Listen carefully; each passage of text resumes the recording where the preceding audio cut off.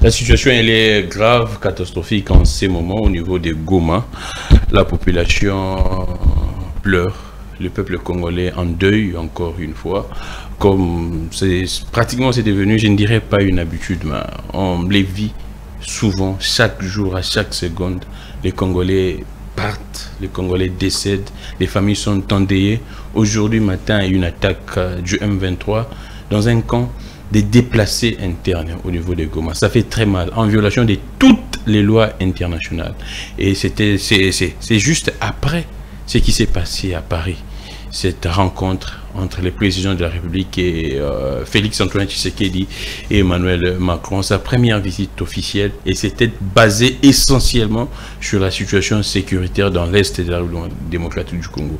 Mais aujourd'hui, après juste quelques heures de la fin de cette visite officielle du président, on constate encore des morts, surtout dans un camp de réfugiés à Goma. Toute ma compassion aux familles éplorées, toute ma compassion au peuple congolais que moi-même j'appartiens, et également paix aux âmes de ces Congolais qui décèdent. Je pense que l'avenir va vous venger. Alors, je reçois pour vous, Marley Vouvou, un activiste, un leader d'opinion. C'est vrai, nous allons parler de la situation dans l'Est. C'est vrai également, les officiels nous interdisent parfois de placer un mot là-dessus, mais c'est notre patrie, on n'a pas d'autre patrie, on n'a pas d'autre nation que la RDC. Nous devrions en parler et nous devrions parler de ça. On va parler de cette situation, de cette énième attaque du M23 dans l'Est de la République démocratique du Congo avec Marley Vouvou, mais également revenir sur ces dossiers des lampadaires et des forages. On ne sait pas, on en est où avec cette réquisition à expert du procureur Firmin Mvonde. C'est vrai, on apprendrait de gauche à droite des informations, mais jusqu'à présent on attend les résultats de cette expertise, et après nous allons placer notre mot pour dire aux Congolais qu'en est-il exactement. Marley Vouvou, je pense que vous allez bien. Je vais très bien, physiquement, pas très bien moralement. Vu ce qui s'est passé aujourd'hui matin à Goma, on ne peut pas jouir à Kinshasa, danser, fêter, piller la République, et que nos compatriotes qui contribuent aussi. Exactement, ils sont contribuables, mais on donne comme l'impression qu'ils sont abandonnés. C'est ça l'impression. Il y a un sentiment d'abandon. Un sentiment d'abandon. Jusqu'à présent, juste nous sommes en train d'enregistrer à 15 h, juste aucun mot des autorités. Ceux qui nous interdisent de parler de cette situation, mais en réalité sur le terrain, ils ne fournissent aucun effort. Exactement. En termes d'avancement pour protéger ce peuple-là. Exactement. Vous nous interdisez de parler, ok, on ne va pas parler. Mais concrètement, qu'est-ce que vous mettez à table comme solution? C'est ça la question. Concrètement, qu'est-ce que... Parce que c'est ça la question. Vous nous demandez de rester silencieux devant une situation d'injustice, une situation anormale, mais vous, étant que dirigeant, vous êtes aussi incapable de rendre justice ou de rétablir la sécurité pour nos compatriotes. Alors, nous serons maintenant obligés de ne plus parler, comme vous ne voulez pas qu'on parle, soit de descendre dans le riz. Ah, d'accord. Il faut réclamer la paix. La paix, ça se gagne. La paix, ça ce n'est pas... Aujourd'hui, Tshisekedi a transformé notre armée, une armée de points de presse, une armée de déclarations, une armée qui n'observe que le cessez-le-feu, les replis stratégiques. Ça a commencé depuis Bunagana, le 13 juin. Mais quand vous dites comme ça, on vous traque par les PG. Il y a les cardinaux Mbongo qui venaient de dire la même chose. Il est traqué absolument par les PG. Il a tapé à côté dans la question Mbongo. Mais c'est suite à ces mêmes propos. Mais très à côté, moi je ne vais pas m'attaquer au PG parce que déjà le PG, quand nous allons parler de ces lampadaires, j'ai l'impression que le PG nous amène dans une affaire à dormir debout. Oh, c'est vrai ça. Oui, parce que... Mais c'est le même PG. Il y a les dossiers Chéribon Kende, ces dossiers des lampadaires, là maintenant les Ambongo, c'est toujours lui. J'ai comme l'impression que le PG Firmin Mvonde se comporte comme l'ange qui était venu annoncer la disparition de la vie de Sodome et Gomorrhe. C'est l'ange qui était venu annoncer à la famille d'Abraham, de Lot, que Dieu va détruire la ville de Sodome et Gomorrhe. Mais vous... Parce que moi je ne peux pas comprendre. le même PG a la célérité dans des questions qui concernent l'opposition. Exactement. Quelle célérité? Mais lorsqu'il s'agit des gens de la majorité, des leaders de la majorité, et qui commettent des infractions graves, des infractions qui mettent même l'avenir de tout un peuple en danger. Kabouya a fait une déclaration ici tellement grave, avant-hier je pense. Avant-hier. D'ailleurs, justifiant la corruption. Pour Kabouya, mais c'est un député national. Il n'est pas inquiété par les PG. Avant de toucher Kabouya, permettez-moi de finir avec cette question de l'Est. Voyez le président. Juste après la rencontre. Non. Prenons d'abord la déclaration d'Emmanuel Macron devant Tshisekedi. Il dit, nous allons demander au M23 et au Rwanda de cesser les hostilités. Donc, devant le président de la République, la France accepte par l'entremise de leur président qu'ils sont complices du génocide congolais. Et comment ils vont être demandés, c'est ça même la... Ben c'est ça. Il dit, je suis complice, je vais demander à mes compères de cesser. C'est un aveu. C'est un aveu. Mais qu'est-ce que l'État congolais fait de cette déclaration?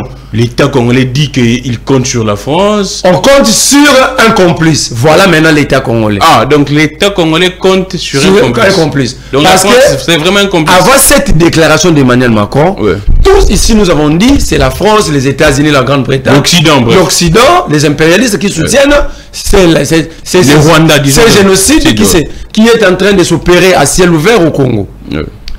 On avait même décidé de ne plus diffuser nos histoires sur France 24, TV5. Mais posez-moi la question, quel est l'objectif du visite du président de la République? Devenir actionnaire chez TV5. Oh, c'est vrai ça? Oui. C'est parmi... C'est parmi les objectifs de devenir actionnaire de son déplacement. À TV5. Devenir actionnaire. Ils sont 7 chefs d'État africains, y compris Sassou Nguesso et celui du Gabon.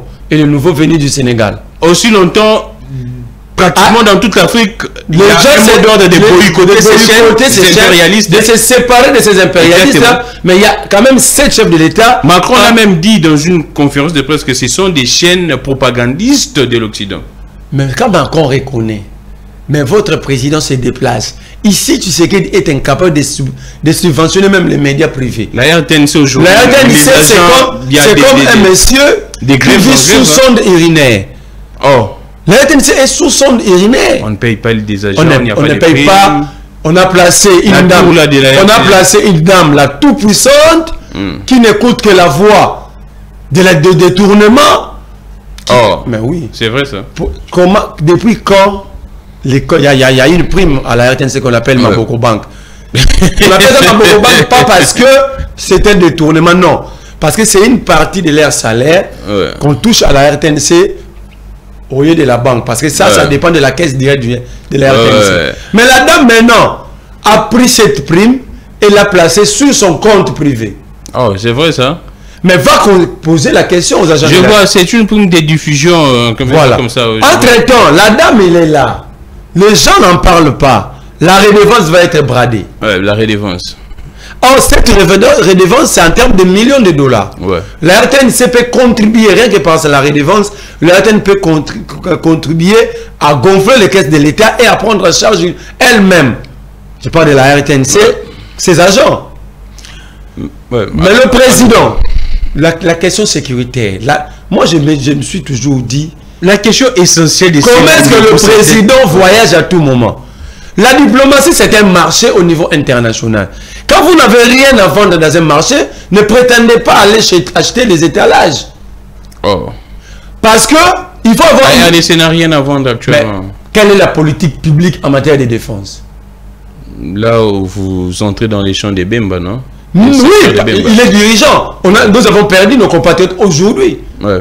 Vous avez fait quoi même? Vous avez risqué de verser vos larmes ici. Exactement. Dit, moi, ça me fait... Quelle est la politique publique en matière de la défense? On vous reconnaît très critique à l'égard des Bemba, mais... Non, ça veut dire quoi? Ça veut dire quoi? La défense et la sécurité sont deux champs où aucun pays du monde peut blaguer là-dessus. Exactement. Le ministre Nicolas Kazadi, qui pour Lampardé a effectué des décaissements en urgence. Quand est-ce qu'il va décaisser? Maintenant, il y a une situation. On attend un décaissement en urgence. Ah, donc vous attendez encore un décaissement en urgence. Pour répondre à ces problèmes qui viennent de naître. Exactement. On attend Nicolas Kazadi puisse nous effectuer le décaissement en négligence pour nos compatriotes. C'est notre argent, nos contribuables. Comment expliquer cette souffrance, vous? Ces compatriotes ne mangent pas d'abord bien, ils ne dorment pas bien, ils dorment pratiquement à la belle étoile. Là maintenant, ils sont tués. Je vais vous peindre un tableau. Posez la question à Bemba, le Congo compte exactement, pas d'après prisme, combien de déplacés internes et combien de déplacés externes. Bonne question. Deuxième élément. Combien touche un militaire au front, combien touche un militaire dans les zones de paix? Là, on dit que c'est un secret défense. C'est un secret défense, mais on est obligé maintenant de poser cette question. Pourquoi? Parce qu'on trouve que sur le terrain, il n'y a pas d'évolution. Ah, d'accord. Parce qu'on ne peut pas être dans un état, c'est une forme d'assujettissement. Ouais. On fait de vous des esclaves comme ça. On vous demande de rester silencieux. Albert Einstein dit ceci: le monde ne sera pas détruit par ceux qui font le mal, mais plutôt par ceux qui regardent et laissent les autres commettre le mal. Ouais. Moi, je ne peux pas rester silencieux devant cette situation. On doit nous dire quelle est la prise en charge sociale de nos militaires, quelle est l'enveloppe salariale, parce que on peut instaurer un système, une caisse où chaque Congolais peut contribuer même en termes de 10 $ par mois pour prendre nos militaires en charge. Mais pour qu'on arrive là, on doit nous répondre sur toutes ces questions. S'il n'y a pas de réponse, donc il y a un problème dans le chef de nos dirigeants. Ça, c'est un. Allons-y. Quand vous allez à Goma, vous allez trouver, parce que je n'ai jamais cru que la force régionale a quitté le Congo. Vous allez le trouver là-bas. Vous allez trouver l'UPDF, en mutualisation des forces avec le FARDC. Si je vous demande, je n'ai pas le droit de vous poser la question, mais si ils sont toujours là. Je me donne le droit de vous poser la question, de me donner la dernière date de bombardement de cette mutualisation. Là, quand vous abordez ces sujets, on vous traite. Troisième élément, vous allez trouver des mercenaires. Le président l'avait reconnu, dernière sortie médiatique du président avant les élections sur France 24, devant Boisbouvier. Ouais. Il a reconnu qu'il y a des mercenaires. Mais comment il y a la SADC. Comment avec ces multitudes d'armées, mais une armée rebelle de moins de 2000 hommes vous met très mal à l'aise et vous prend des territoires. Donc il y a un problème en termes d'organisation et de vision.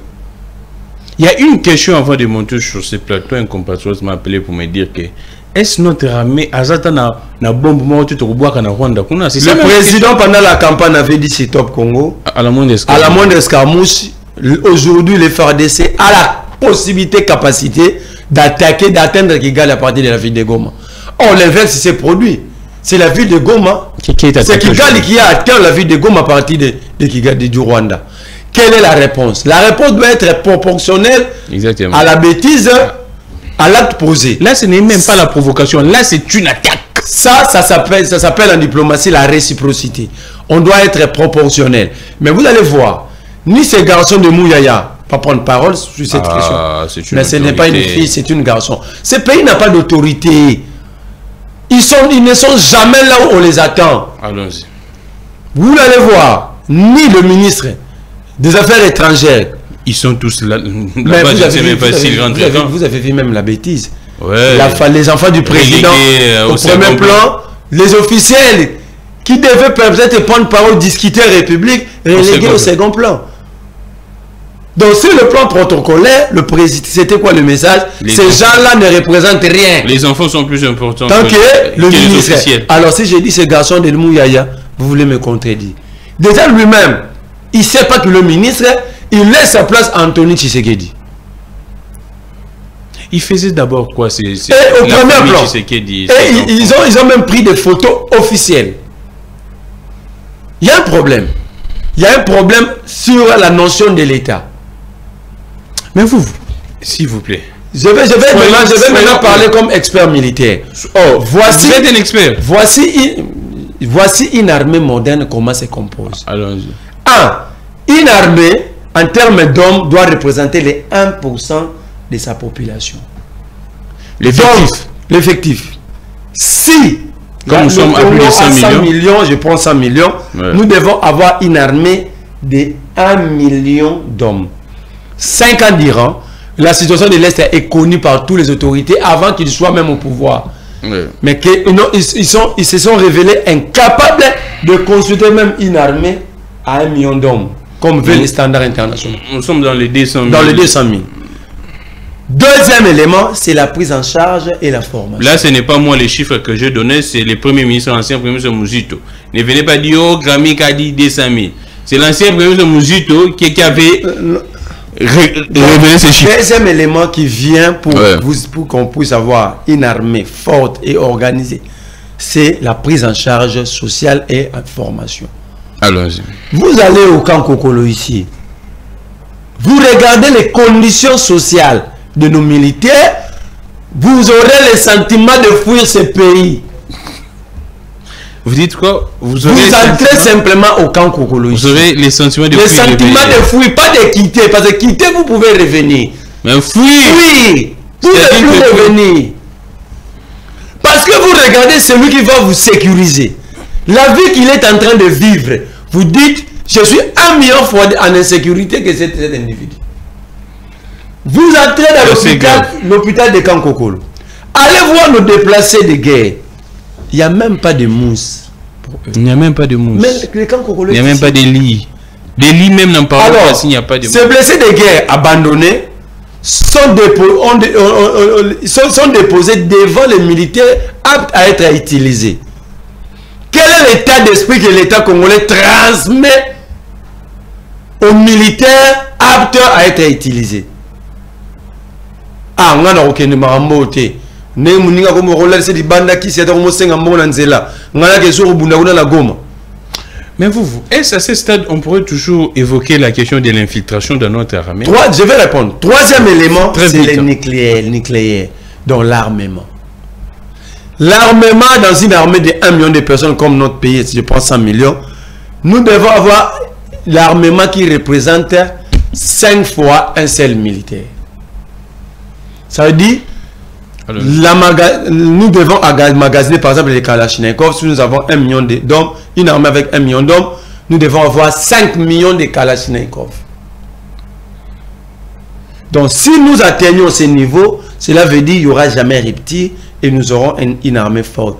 C'est pourquoi, dans des pays bien armés, bien défensivement organisés, avec ces standards, lors de leur fête nationale, la fête d'indépendance, pendant le défilé, on vous sort des armements lourds et modernes, avec parfois 200 000 hommes dans la rue. Ça s'appelle ici même il y a quelques années, mais ça s'appelle dissuasion pacifique. Ouais. Donc l'ennemi voit et l'ennemi dit, si j'ose ce que je viens de voir là, si je bouge seulement pendant 30 secondes, la réponse risque d'être grave. Mais Marley, comment à ta réponse de l'infiltration? Non. On parle de quelle infiltration? Qui sont ces militaires infiltrés? Ça fait 5 ans on nous chante cette chanson. On dit à tout moment on est en train de traquer, il y a des infiltrés à gauche, à droite, il y a la trahison actuellement qui se retrouvent. La République est trahie par tous ses enfants, appartenant de la classe politique. C'est d'abord les premiers traîtres des politiciens. Les politiciens. Pose-leur la question. Un politicien qui arrive au pouvoir pauvre, demain il a un carré minier. Ouais, ils sont nombreux actuellement. Hein. Pose-leur la question. Quel est le pays de transit des minéraux volés par eux? Le Rwanda. Le Rwanda. Le Rwanda. Alors à ce moment-là, le Rwanda est agresseur ou le Rwanda est partenaire de ces politiciens? C'est là qu'il faut commencer.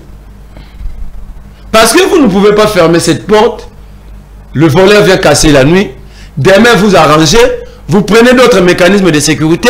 Il revient pour détruire. Donc le traître est à l'intérieur.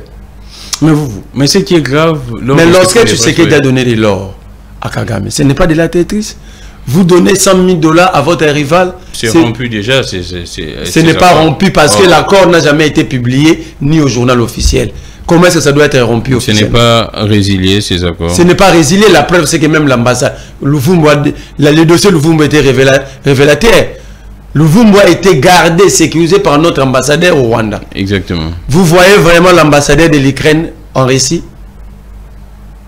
Alors, mais comment expliquer que lors de cet entretien, les présidents François, au lieu même d'évoquer, parce que c'était spécialement la question dans l'Est de l'insécurité, au lieu même de dire que non, nous allons construire des centres militaires au Congo, mais il parle des centres sportifs et culturels. Parce qu'il connaît... Ces gens-là nous prennent au sérieux. Mais lorsque votre président... Lorsque votre président va là-bas pour négocier que Paris Saint-Germain, le Paris Saint-Germain et notre club viennent jouer ici. Donc c'est nous-mêmes qui donnions cette impression. Le président français a adopté notre attitude. Ah d'accord, c'est nous-mêmes qui donnions cette... C'est là que je disais tantôt que la diplomatie ou la politique internationale, c'est un marché. Vous ne pouvez pas être main vide et prétendre chercher des étalages. On doit définir, prendre position à partir de l'intérieur, définir des mécanismes propres à nous, créer nos propres paradigmes à partir de l'intérieur, avoir une vision sécuritaire à notre niveau, aller maintenant brandir cela à l'international pour chercher l'appui. Mais quand vous partez main vide, mais vous... Par exemple, lorsque le président évoque la question de la Constitution, pourquoi le président ne peut parler de cette question à l'étranger? La Constitution est une question de souveraineté. Il était face à la diaspora avant... Mais il a accusé la même diaspora. Il a dit que la diaspora l'a décidé. Moi, j'ai dit tout de suite non. Parce qu'il y a une diaspora de qualité qui existe. Ses amis l'ont décidé par la diaspora. Parce qu'il ne me dira pas qu'un grand professeur à Oxford, qui enseigne à Oxford, comme Giscard Cartier, peut les décevoir. Il ne me dira pas qu'Odombo l'a décidé, ni Bobo Congo, ni Kerwin Maïs, ni Patrick Mbeng. Le Congo a fier de ses enfants. Mais lui, il a amené ses camarades avec qui il partageait des bouteilles de champagne. Avec qui il partageait des verres de bière. À Bruxelles, à Paris. Le président. Il partageait avec ses amis. À l'époque, il était... À l'époque, il n'était pas président. Donc, il ne peut pas dire que la diaspora... Il était opposant. Entre-temps, il partageait des verres de... Avec ses amis. Mais c'est beaucoup. Nicolas Cazal l'a dit. On ne connaît pas là où il a commencé avec Tshisekedi. Beaucoup le disent ici. Ce n'est pas la diaspora. Le président a encore une fois menti. Ce n'est pas la diaspora. Ce sont ses amis qui l'ont menti. Par exemple, je prends par exemple un gars de la... J'ai suivi un gars. Ilunga Lukunga Serge. Je l'ai suivi chez Bossolo. Je l'ai suivi sur RTNC. Je l'ai suivi dans plusieurs chaînes. Quand tu suis ces messieurs, tu dis le Congo n'est pas orphelin de cerveau. Il y a également un Patrick Mbolo que je salue. Je l'ai vu soutenir Mukwege. Il est en France. C'est un doctorant comme ça. Il explique l'importance du tourisme. Vous sentez que les tableaux peints par ces messieurs Serge Ilunga Lukunga, rien qu'avec le tourisme, on peut développer le pays. Il explique le secteur des transports. Il explique le secteur de l'agriculture. Mais quand vous allez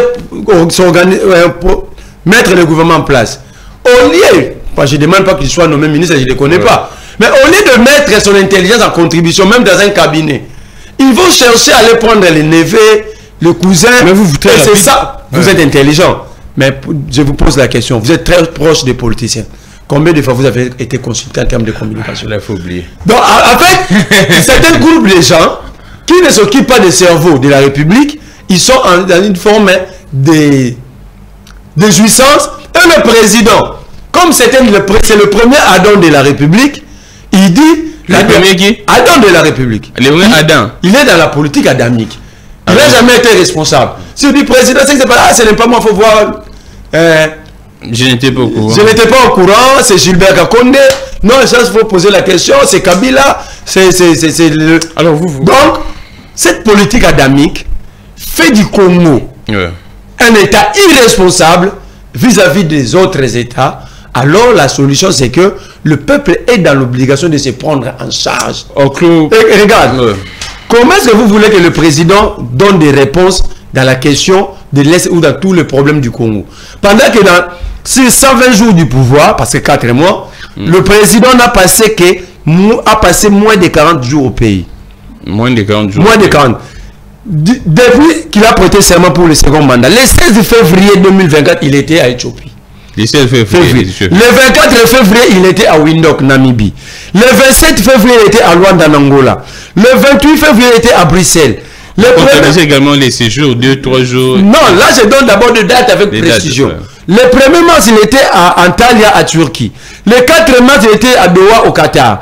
Le 9 mars, il était à Malabo, au Guinée équatoriale. Le 23 mars, il était à Lusaka, Zambie. Depuis janvier seulement ça. Ça, c'est depuis janvier. Le 27 mars, il était à Lomé, Togo. Le 27 mars encore, il était à Nouakchott, en Mauritanie. Le 7 avril, le président avait pris une destination inconnue. Une destination inconnue. Je ne sais pas, le président était kidnappé ou quoi. Le 26 avril, le président réapparaît pour aller tout directement à Dar es Salaam. Le 28 avril, à Berlin. Le 29 avril, en France. Donc, quand vous faites les calculs avec le nombre de jours passés dans chaque État, le président, sur les 120 jours, il a repris les erreurs du passé. Le président, je conclus que le président vient visiter le Congo, il n'habite pas le Congo. Le président vient visiter le Congo. Il n'habite pas le Congo, raison pour laquelle il n'a aucune réponse à donner au problème du Congo. Alors, merci beaucoup, Marley Vouvou. Mais pour clore ces chapitres, hein, Marley, entre-temps, le gouvernement tarde à être mis en place. Les politiciens de l'Union sacrée du pouvoir se chamaillent, se disputent, ainsi de suite. Alors, quel est l'avenir pour le peuple congolais à ce stade? Le président est à l'étranger, plusieurs autorités à l'extérieur. Ici, le gouvernement tarde, ils sont dans des chamailleries, ainsi de suite. Les officiers de la République relégués au second plan, la famille d'abord. Ouais.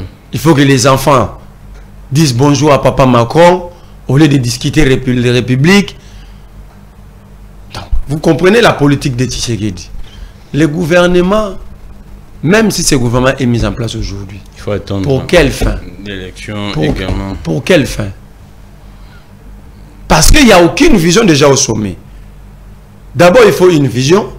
Cette vision doit être coulée dans un document que nous appelons programme de gouvernance. Ce programme de gouvernance va constituer le boussole pour les gestionnaires. Alors, il n'y en a pas. Ils ne sont pas pressés parce qu'ils savent qu'ils n'ont pas un plan pour aider le pays. Ah, d'accord. C'est ça, ils ne sont pas pressés. C'est parce qu'ils n'ont pas... Parce que, vous savez, si vous voulez construire votre maison, vous achetez un plan chez un architecte. Vous avez l'ingénieur, vous avez l'argent. 2 jours de plus sans commencer le travail, vous serez mal à l'aise. Ouais. Ils sont pas mal à l'aise parce qu'ils savent qu'ils n'ont rien à donner. Alors, vous. Donc, et puis qui vont constituer ces gouvernements? Les chefs des partis politiques, leurs enfants, parce qu'aujourd'hui, il y a des dynasties. Vous avez les dynasties Bahati, dynastie Kamere. Vous avez Fifi Masuka à elle seule. Elle est gouverneur, sénatrice, conseiller municipal, député provincial, député national. Donc moi je conseille même à la CENI de créer maintenant, à l'État de créer une fonction où on va chercher ça par voie électorale pour donner à Fifi Masuka. Parce que c'est impossible. Elle est à la fois conseillère municipale, député provincial, député national, sénatrice, gouverneur. Alors, vous allez voir un Bahati député national, sénateur, prendre encore un poste au sein du gouvernement. Vous allez voir des gens qui ont des... En fait c'est un club d'amis, une association de familles comme la famille chrétienne de l'église catholique, qui vont se départager les postes. Alors, ce qui concerne les Congolais, moi je demande toujours aux Congolais d'assumer les révoltes. Vous savez, j'aime ce que Thomas Sankara disait au Burkinabé. L'esclave qui est incapable d'assumer sa révolte, cet esclave ne mérite pas qu'on puisse qu'on s'apitoie sur son sort. Car, surtout s'il fait des illusions sur la condescendance d'un maître qui prétend la franchir, il doit comprendre que seule la lutte libère. La situation du Congo demande à ce que tout Congolais porte un tennis, pas tennis militaire, l'image du combat, pour bien lutter, pour sauver le pays. Parce qu'un jour, grand Mick, prenez ça pour dire, nous risquerons d'être là et quelqu'un va nous dire, ce pays ne vous appartient pas. Parce que je prends un exemple à Kinshasa. La commune de la Gombe est habitée par qui? Les Blancs. À 80% sont les expatriés. Qui connaît la durée des contrats d'achat de ces parcelles par les expatriés? Il y a des expropriations même. Ils ont quitté maintenant la Gombe, ils achètent même à Bumbu, c'est les morts partout. Donc, nous courons un risque à ciel ouvert, mais nous sommes là en train de regarder et rester silencieux. Alors, vous la situation du Congo commence à devenir exactement la situation de Yougoslavie. Oh, le Congo actuellement... Le Congo risque un éclatement. Oh non, je vous dis, c'est un plan déjà, même Mobutu dans son testament l'avait évoqué. Ah, d'accord. Le Congo court un grand risque. Nous sommes les seuls à sauver ce pays. Vous l'avez dit au début. On est obligé de parler Congo parce que nous n'avons que ça. Nous n'avons que ça. Même si vous nous interdisez. Imaginez ce que nos compatriotes de l'Est... Notre silence va crier. Nos compatriotes de l'Est subissent. Ça peut leur pousser de décider de ne plus être au Congo. Parce qu'il y a un sentiment d'abandon. Pendant qu'à Kinshasa, les dirigeants vont même dans des fêtes des premières communions des enfants. Tu vois les ministres et les députés. Quoi? Il y a une fête de première communion du petit-fils d'un ministre. Se rendre chez Maman Marthe. Chez Maman Marthe. Je sais pas. Les gens, c'est-à-dire, en gros, et les dirigeants, et nous, le peuple, nous ne sommes pas là où on devait être. Alors, vous, on évolue. Il faut qu'on assume notre révolte. Alors, seule chose qui va régler cette affaire, et de l'Est, et de la pauvreté, si le peuple assume leur révolte. Et moi, je prends la responsabilité. Nous devons nous révolutionner. Alors, on passe.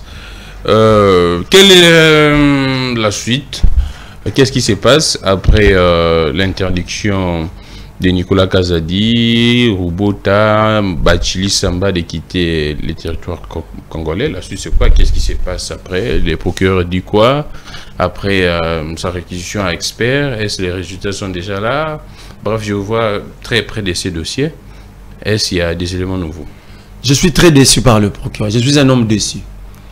Je suis déçu d'aller voir un monsieur. Vous étiez là même devant. Mais je suis déçu d'aller voir un monsieur qui... J'ai douté d'ailleurs, mais je m'étais dit déjà, je dois aller. Oh, déjà avant, j'ai douté. Vous doutiez de lui. Mais je m'étais dit, je dois aller le mettre devant ses responsabilités. Ah, d'accord. Je vois que le procureur Firmin Vodé a refusé de prendre ses responsabilités. Oh, le procureur aurait refusé. Moi, je ne l'ai dit pas au conditionnel. Je vois. Les réalités sur le terrain nous démontrent que le procureur refuse de prendre ses responsabilités en main. Il y a des dilatoires. Oui. Pourquoi? Nicolas Kazadi, moi je dis à un avocat, je ne sais pas s'il est vraiment avocat ou il est avocat en termes de fruits.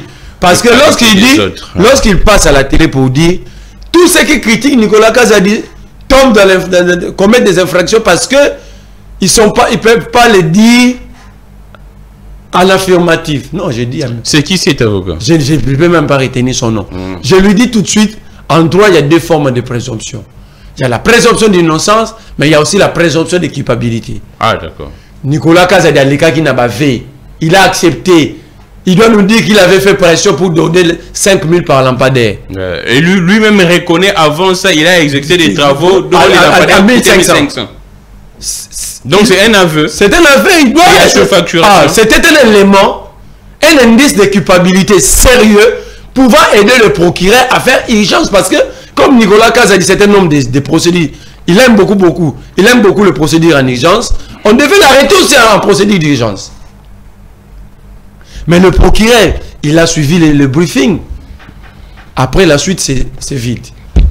Hier ou avant-hier, Samba Batseli. Avant-hier, je pense. D'abord, il a nié que le taxe au Congo existe. Il dit, lui, il pensait que l'État était dans tout taxe. Pour lui, c'était la TVA. Une entreprise sérieuse. À son sein. Des juristes. Il y a des juristes, il y a des conseillers en fiscalité. Comment lui ne peut pas connaître tout taxe? Ça veut dire qu'il y a une fraude fiscale aussi. Dans un autre dossier encore. Il y a une fraude fiscale. De deux, Samba Batseli dit ceci. Lui, il avait pris... L'État lui a donné 5 000 $ par poteau lampadaire. Donc, ça veut dire poteau, batterie, panneau, lampe. Mais tout calcul fait, lui, il a acheté à Ça fait plus de 6 000. à 6 666 $ par pièce. Mais la facture ici, c'est à 5 000. À 490. À 5 000 $. Le ministre avait parlé de 5 000 $. Ouais. Le ministre n'avait pas parlé de 5 000 et quelques. Ouais. Ça, il était clair, 5 000. Ne me dites pas que Nicolas Kaza ne connaît pas les chiffres. Allons-y. Donc, ça c'est un deuxième indice sérieux d'équipabilité. C'est-à-dire, il faut le les surplus là qui a payé. Qui a payé? Sur base de quoi? Et si lui, il a payé parce que son entreprise est une ONG pour la République? Il a dit lui-même clairement que son entreprise n'est pas une ONG. Mais il y a même une fondation, mais cette entreprise. C'est sur plus de 1666 $. Qui a payé? C'est ça la question. Qui a payé? Parce que même le 5 000, le ministre des Finances refusait de payer. Ouais. Pour le ministre des Finances, après avoir effectué plusieurs travaux sur le lampadaire, pour le ministre des Finances, un lampadaire ne pouvait pas dépasser 1500 $. Après pression, il a quand même accepté de payer à 5 000.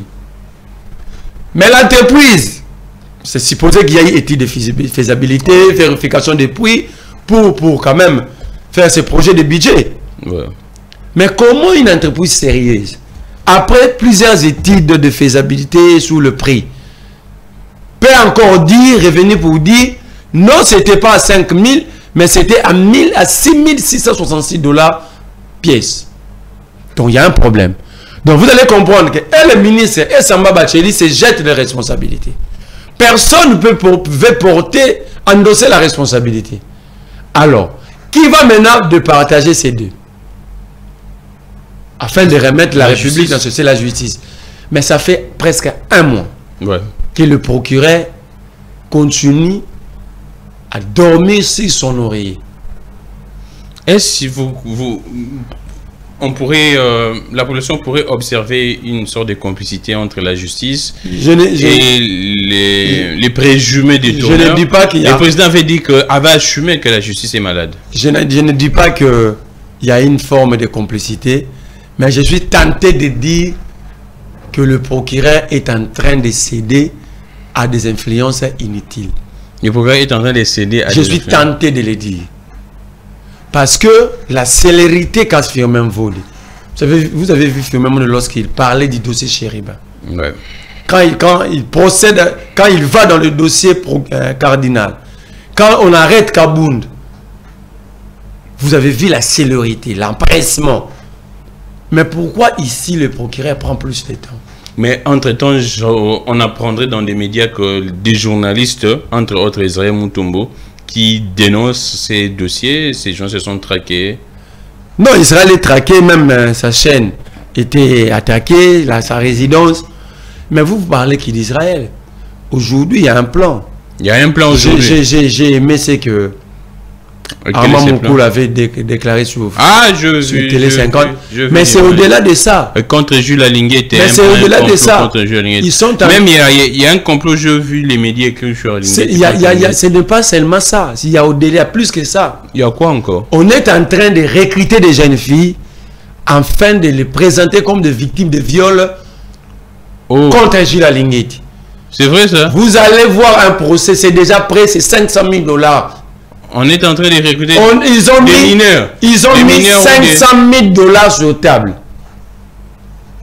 500 000 $. 500 000 $ dispatchés à l'hôtel Pullman au 9e niveau. Ah non, ne citez pas un établissement. Non, je ne dis pas que les gestionnaires de Pullman sont complices. Non. Moi, je peux venir, j'ai loué une chambre. Ah, d'accord. Donc, eux, ils ne sont pas concernés. Ah, d'accord. Les clients, moi je viens, je loue une chambre. C'est commercial. C'est commercial. Ouais. Comme s'ils pouvaient le faire, ils pouvaient aussi s'organiser autour de la piscine. Dans un autre mais hôtel. Même ils avaient préféré une chambre. Ils sont à la recherche des jeunes filles. Ne soyez pas surpris si vous attendez que Gilles Alingué t'a violé. Ah, d'accord. C'est ça le schéma actuellement. Alors, nous disons ceci. Que vous montiez des coups Nous, notre problème, c'est les lampadaires et le puits de Jacob. Plus de 100 millions de dollars. Le puits de Jacob, là, je vois Papi Mbo qui avait dit également ça. Vous comprenez? Parce que quelqu'un m'a posé la question, pourquoi Gilles Linguette n'intervient pas? Non, Gilles Linguette n'intervient que en termes d'enquête. Ça, c'est le problème de la justice. Parce que dans cette affaire, les gens oublient vite. Quand Gilles Linguette avait envoyé les inspecteurs de finances pour aller enquêter au niveau du ministère des Finances, l'arrogance de Nicolas Kazadi, Nicolas l'avait poussé à chasser, je dis bien chasser les inspecteurs. Allons-y. Il avait traité les inspecteurs de 100 niveaux. Qui? Nicolas Kazadi. Il a traité les fonctionnaires de l'État de 100 niveaux. De 100 niveaux. Ils n'ont pas le niveau requis pour enquêter sur lui. Alors, comme il dit qu'il est ami du président, alors c'est lui qui va départager, pas Alingueti, la République et Nicolas Kazadi. Parce que cet argent, Alingueti est victime par sa fonction, mais cet argent n'appartient pas ni à Alingueti. Cet argent appartient au peuple congolais. Regarde encore un autre dossier.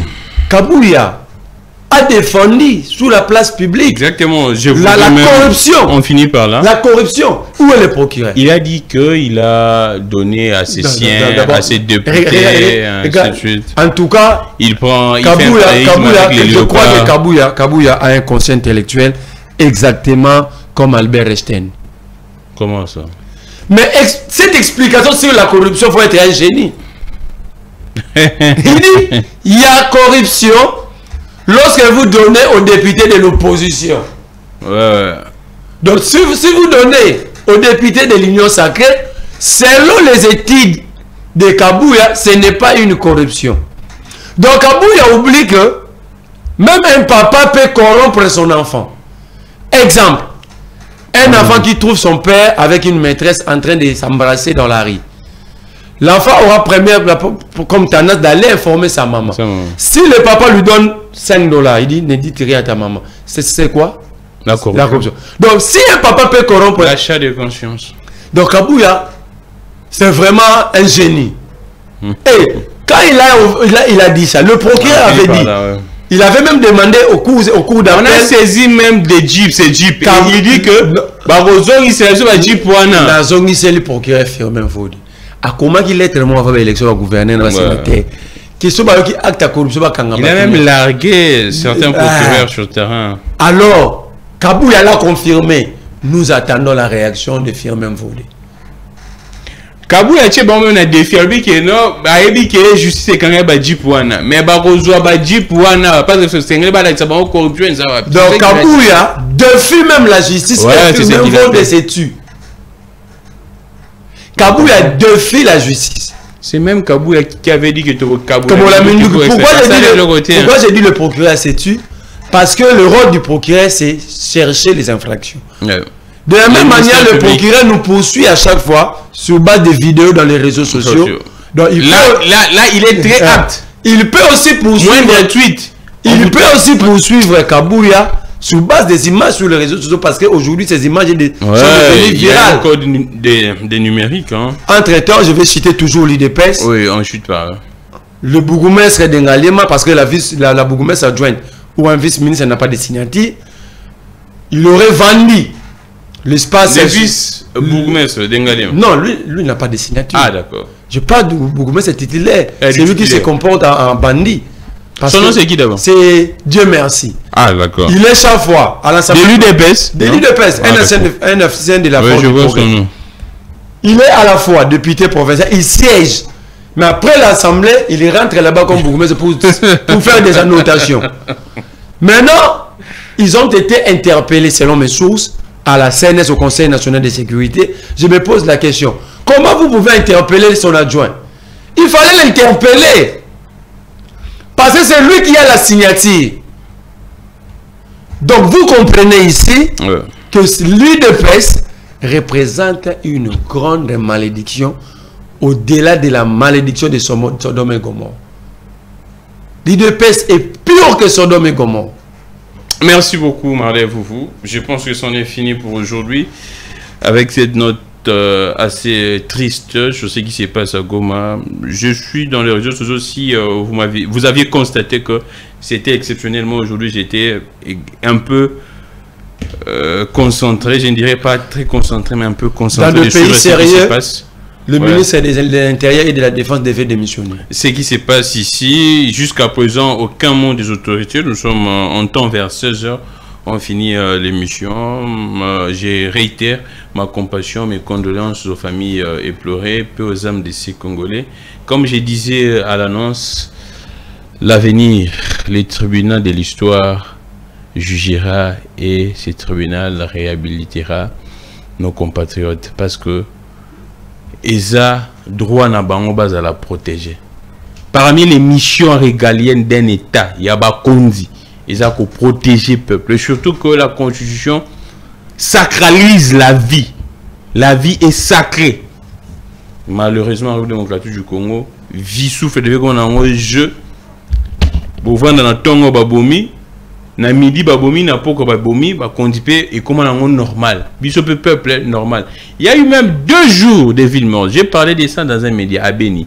Mais Kinshasa n'a pipé aucun mot ni des autorités. Kinshasa est ailleurs. On va se retrouver prochainement. Merci beaucoup pour cet amour. Merci beaucoup sur YouTube, Politique Congo Télévision. Beaucoup d'abonnés de plus en plus. Vous suivez nos émissions, vous partagez sur Twitter, Gramic N. Je vois ce que vous faites. Je suis en train de voir comment élaborer une nouvelle page Facebook pour mettre également des émissions. Je pense que avec les mêmes noms Politique Congo, mais ça sera maintenant sur Facebook pour que tout ça bah image. Il y a une émission extrait pour que Bolandaka. Et dans le prochain jour, on va s'organiser. Pourquoi ne pas faire également des lives na Facebook pour que message est de Makassi. Merci beaucoup. J'ai recevé pour vous, Marley et vous, un activiste, un combattant de la liberté. Boumoni Makambuto Alobiawa. En tout cas, moi, je suis très, très touché. Du moins, s'il y a des jeunes pareils, moi, je vais accompagner toujours leur combat. Merci à vous tous. Je suis Gramic Legrand. Que les dieux de toutes les inspirations continuent de nous inspirer et de vous inspirer également. On se retrouve prochainement. Au revoir.